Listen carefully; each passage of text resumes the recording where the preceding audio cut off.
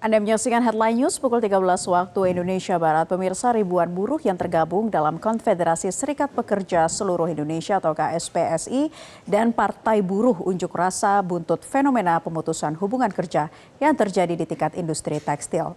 Hal ini dipicu penerapan Peraturan Menteri Perdagangan atau Permendak Nomor 8 Tahun 2024 tentang kebijakan dan pengaturan impor. Akibatnya produk tekstil asing membanjiri pasar domestik sehingga membuat persaingan langsung dengan produk lokal. Dan untuk mengetahui informasi selengkapnya sudah tergabung bersama kami jurnalis Metro TV Reva Waluko yang akan melaporkan langsung dari kawasan Patung Kuda, Jakarta Pusat. Reva, berapa banyak buruh yang terlibat dalam aksi kali ini dan apa saja tuntutan mereka?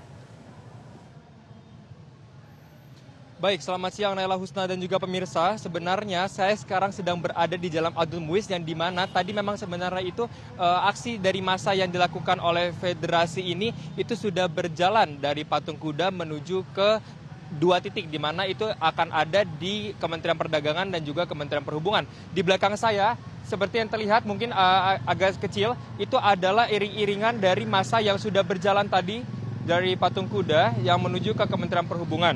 Nah, selain itu, jika misalkan terlihat dari aksi massa yang dilakukan pada hari ini, massa itu sudah mengerubungi Patung Kuda tadi sejak pukul 10.30 pagi di waktu Indonesia bagian Barat, dan mereka sudah melakukan orasi sejak pukul 10.45. Dan tentunya mereka mempunyai tuntutan dikarenakan ada berbagai macam pekerja yang merasa bahwa hak-haknya itu tidak bisa atau tidak dapat dipenuhi oleh tempat dari mereka bekerja. Ada sebanyak 7 tuntutan yang dikemukakan dari adanya aksi massa yang dilakukan oleh KSPI yang ada pada siang hari ini. Yaitu yang pertama itu adalah pengestopan PHK buruh tekstil. Kemudian yang kedua itu adanya permintaan untuk mencabut Permendak Nomor 8 di tahun 2024 terkait dengan kebijakan dan juga pengaturan impor. Lalu yang ketiga itu adalah upaya untuk melindungi industri dalam negeri khususnya untuk industri tekstil, logistik, dan juga industri baja. Kemudian yang keempat dari tuntutan itu adalah untuk membatalkan peraturan dari Dirjen Perhubungan Darat yang memperbolehkan aplikator atau platform online asing, di sini tanda kutipnya itu adalah e-commerce, untuk membuka usaha jasa kurir dan juga logistik. Kemudian yang kelima tuntutannya adalah untuk mengestop persaingan tidak sehat usaha bagi jasa kurir dan juga logistik asing yang dimiliki oleh platform. Tadi Said Iqbal juga sempat menyebutkan atau membeberkan terkait dengan e-commerce asing yang dimaksud, yang diduga itu adalah Shopee, Blibli, Tokopedia, dan juga jasa kurir lainnya. Selain itu yang keenam adanya ancaman untuk menghindari ancaman PHK bagi puluhan ribu buruh di industri kurir dan juga logistik.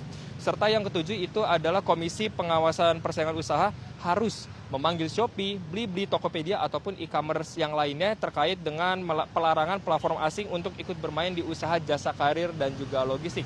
Tentunya Naila juga pemirsa, kenati demikian memang tadi sudah sempat ada diberlangsungkan konferensi pers yang dilakukan oleh Presiden Konfederasi dari Serikat Pekerja Indonesia ini, Said Iqbal, yang sempat menyatakan bahwa ia akan mengerahkan massa dengan lebih masif lagi apabila tuntutan ini tidak dapat ditindaklanjuti. Dan untuk pernyataan selengkapnya, mari kita simak langsung pernyataan dari Said Iqbal.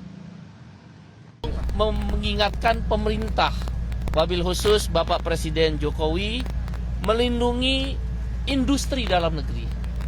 Hampir setahun ini, dunia usaha, industri dalam negeri, wabil khusus tekstil, kurir dan logistik, baja, dan beberapa industri sektor lainnya mengalami penurunan omset bahkan tutup perusahaan.